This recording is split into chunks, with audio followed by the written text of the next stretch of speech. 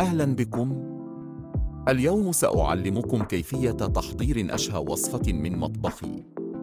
نبدأ بتقطيع الخضار وتحميرها مع البهارات الشهية، ثم نضيف اللحم المفروم ونتركه ينضج ببطء. بعد ذلك نضيف الأرز ونتركه يستوي بشكل مثالي. وأخيراً نقدم هذه الوجبة اللذيذة مع الصلصة المميزة. تذوقوا واستمتعوا بطعم الطهي الرائع.